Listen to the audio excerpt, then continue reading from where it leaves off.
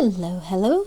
We have another unboxing today. This one is a super exciting one because I haven't actually seen this finished pen. I won a giveaway back in April, I think, from Papa J's studio, and I got to pick the pen that I wanted Luke and Christina to make for me. So I ended up choosing the Jade Mermaid pen, and so let's unbox it and have a look at it together.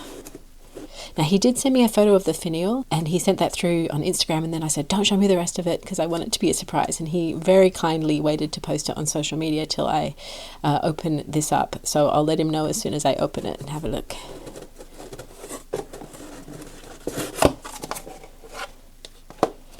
Okay, I'm guessing that's the receipt.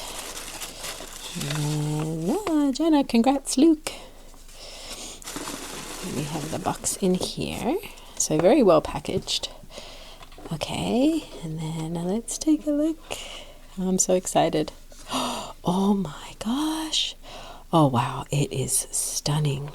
It is a little darker than the photos that I saw of it, but as you know, resin mixes are always different. Wow, this is absolutely beautiful. Let me move this aside. There's a little sticker, their logo, and then this beautiful little leaf sticker here that goes really well with that. So that's lovely to put in your journal for a new pen day. So let me move these over. Oh, wow, the pen, it's actually quite weighty and amazingly smooth, like really smooth. The polishing on this is immaculate. And then I he asked me actually if I wanted the sort of square ends where it doesn't taper, or the tapered, and I asked for the tapered ends, and I think it looks absolutely stunning. Oh, I don't think the camera is going to do it justice. Let me kind of zoom in on all the features. 1 second. Okay, so hopefully this is in focus, but you can see the cap is this crystal clear, highly polished inside and out, beautiful sort of clear resin with these gold flakes in it. And then let me unscrew it, and that is super smooth engineering there. And then the finial is this beautiful little white flower and leaf. Oh, it just looks so pretty. It looks so ethereal in here, and I just love how clear this is. It's just so well polished, and I don't know, the whole pen feels like really sort of weighty and good quality. And oh wow, the resin in here, I'm not sure if you can see that converter through there. Let me unscrew this and have a look inside too. So it has a Schmidt converter, and I believe that the nibs here are Bock nibs. So this is my first pen that has a Bock nib, but I wanted to see if I can get in a little bit more detail. This barrel, it has semi-transparent bits through it, and then wow, it is just stunning. Then there's just a smattering of the gold flakes and gold glitter, and I think maybe it has some shimmer through the green as well, some very fine shimmer. So let's put the converter back in so you can see where the transparent bits are, but you can see it right there, and it's sort of translucent the whole way around. And actually the gold from the converter looks really good in here too. So that was a lovely choice for him to choose a gold converter for this. Matches the gold glitter in here. So, wow, that is beautiful. And the section here is a sort of hourglass section. So it goes in quite tight here, but it has a nice ridge, so your fingers are not going to fall off the edge. But I have never used or even picked up one of his pens, so we're going to have to see how comfortable it is to write, but it feels quite lovely. And there is a step up here, but I don't really feel it that much. It's not really cutting into my hand, but again, we'll have to have a look at it when I start writing with it. Really thoughtful work, and I don't know a ton about pen making or resin pen making, but I think the fact that it is kind of this crystal clearness means that it's internally polished as well as externally polished, which I think is a lot of work. So I think a lot of work and effort go into these pens, and just the design aesthetic is absolutely beautiful. And I think they have a bunch of different resins in this mermaid line. So this is the Jade Mermaid, but I think there's a lot of other ones that sort of have this similar aesthetic of the swirl and the translucency and the glitter, but just in different colorways. This is definitely a work of art, and I'm very excited to ink it up and try writing with it. Okay, so let's have a look at a size comparison with my other sort of bespoke handmade pens. This one at the top here is a Wood Wonders of NC, and it is the King Frenchie model, and it's actually another resin by Papa J. This is the Barely Blush. This one here is the Loft Pens. This is the Wiltshire model, and the resin is Aurora Fog, and it is a matte pen. These two are glossy. It has a lot of the sort of sparkle, but it does have a bunch of pink in it and browns and stuff, whereas the Jade Mermaid is just this mix of the white sort of ghostly resin and this beautiful seaweed green color. So quite different pens. I didn't realize I liked green so much, but I guess I do, seeing as I have two green pens. And then another one I have too, which is also a matte finish, is the Bone Crusher 7 Studios in the Velma model, and this is the Quartz Strata. And this is kind of a semi-translucent matte finish here. So as you can see, the length on these are quite similar. I think the Papa J is a little bit shorter than both of these. Let's have a look at them uncapped and see. Yeah, so the Papa J one is just a little bit shorter than these guys. These are almost the same length, so a little bit shorter. And the sections on these are quite different. You can see on the Jade Mermaid that it has quite a considerable sort of hourglass there, which makes the grip section quite a lot thinner than the Bone Crusher, and also the King Frenchie, which I think is quite a bit thicker. Let's have a look at some other sort of mainstream pens as well, just to compare. So here we have the Estabrook SD, which is quite similar in length, and then the Bennu Euphoria, which is always one of the longest pens in the collection. So yeah, actually the SD is a little bit shorter than the Jade Mermaid. So let's have a look at these grip sections just a little closer, just to see. Yeah, so they're quite comparable. I still think that the Papa J one is a little bit thinner in this part here, but not a ton. So that's quite interesting. And then Euphoria is probably actually almost the same in that tapered section. And I'll put all the details in the description of all the measurements and stuff so you can see.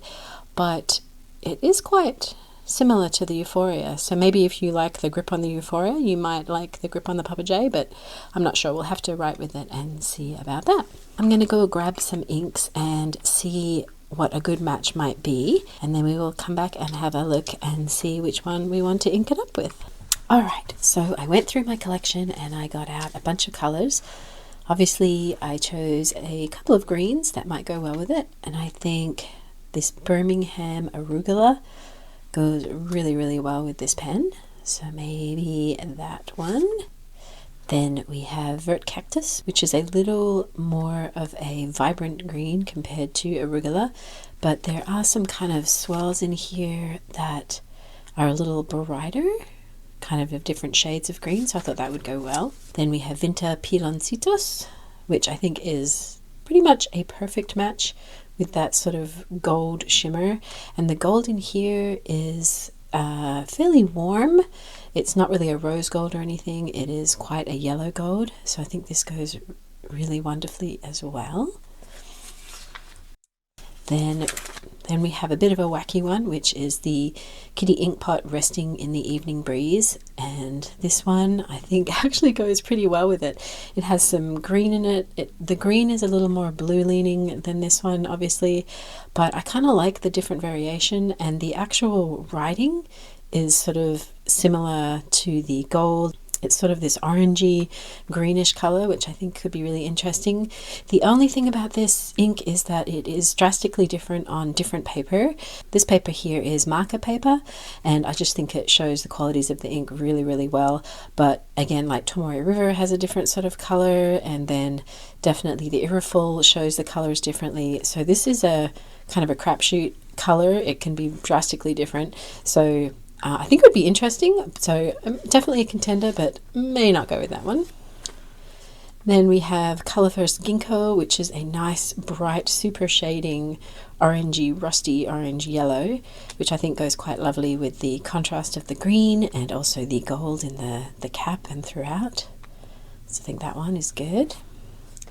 Then we have Bookkeeper's Brass, which I absolutely love this color, and I think it really goes beautifully with the gold and the sort of classiness of this pen. I think this one is a really good contender. I love the idea of sort of having a shimmer in this shimmery pen. I don't normally like to fill a pen up straight away with shimmer ink, but I think it's going to be okay, and because it's a cartridge converter, I can easily rinse it out. It's not like it's a piston fill or anything, so much easier to clean out the shimmer inks. So that one is definitely a contender. And then we have another kitty ink pot, which is No Pendant Braiding, which I think is a beautiful contrast with this green here, and the sort of highlights in here are a little bit sort of yellowy orange, so I think it goes really well with the gold. Again, this is a bit of a crapshoot with paper. It shows up differently on all the different types of paper. I have not tested it in my journal what color it actually shows. They are really odd inks, and they can sometimes be in this color realm, or they can be completely different. This could be blue on a different paper. I haven't really tested them all out. I'm going to do some more swatching. I got a bunch of these kitty ink pot samples, so I'm going to do some more swatching on different papers. So I think this would work really beautifully if it actually wrote this color with what I'm writing, but again, you don't have to match your pen. I just think this is a really lovely contrast. So I'm going to decide on one of these and fill it up, and then we'll come back and test it out.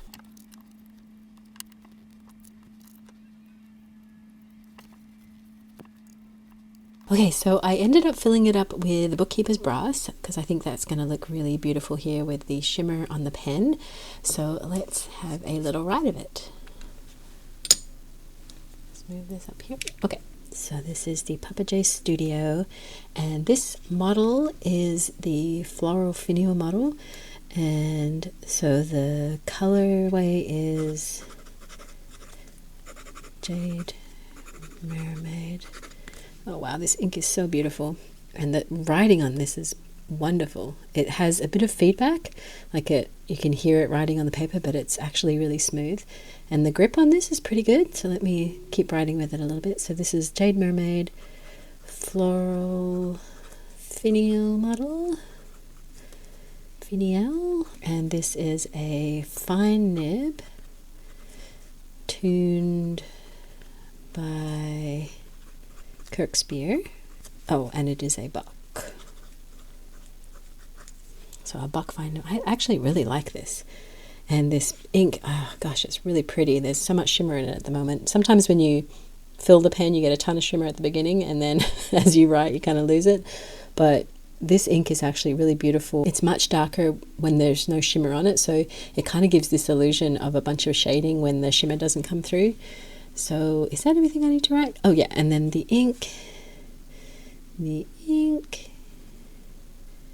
is Ferris wheel press.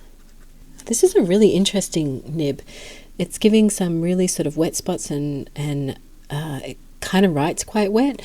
I might be pressing down, but I actually really like it. Ferris wheel press. This is Bookkeeper's Brass. Is it 2? Yeah, 2Ks. Bookkeeper's Brass. Ooh, that's beautiful. And then we have... So the way that I'm holding it, if I hold it like this, I get quite a sharp upstroke and downstroke, and then my side strokes are quite wet. It definitely feels wetter from the left to right than the up and down. So that's really interesting.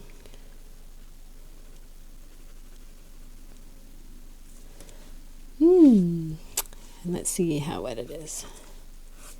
It can be really wet depending on the angle, like if I do these angled ones. But again, if I'm just going up and down, not as wet. It's an interesting nib. I actually really like it. And I've never had a Bock nib, and I've never had a nib tuned by Kirk Spear. So this is definitely an experience.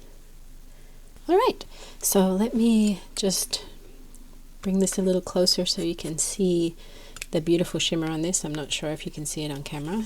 So this is the beautiful ink for this pen, and I think it goes so wonderfully with it. I think I could have chosen any of the inks that I picked out, but I really love how the gold goes with the cap on here, which is such a feature of this pen. I'll just show you it in all its glory again. It's just so beautiful, and it's so unique. I don't think I've ever really seen another pen like this, especially when he first came out with the floral ones with the dried flowers in the bodies. Like, it was just such a beautiful idea. And the pen itself is just so smooth and lovely, and the grip section is quite unusual. It's quite thin. I don't think I'll have a problem with it. I'm going to have to do some long form writing to see. This lip here is quite sharp, but it doesn't actually, my thumb kind of goes on it. It doesn't dig into any of my other fingers because I think it's sort of higher enough up or something like that. But that doesn't worry me at all if you're concerned about that. I mean, it really does depend on your grip, of course, but that does not worry me at all. It's more, this is kind of interesting, this little dip here. And I do like that it has the lip, because I tend to sort of crawl down further on the sections here. So that is a really good feature, sort of having that stop there. So yeah, I'm going to have to play with it a little bit more. At the moment, I absolutely love it, and I just like looking at it. I was talking to my husband about fountain pens and sort of fountain pen collecting the other day, and you know, half the joy for me is, especially with these maker pens, is just appreciating the art of it, the art piece, and the sort of innovative designs that they come up with, the different shapes. And you know, he has this same model, the Floral Finials, with the with no taper at the bottom and at the top, and it just looks completely different too. So it's just, I just find them really fulfilling to sort of have to look at, even if I'm not writing with them all the time.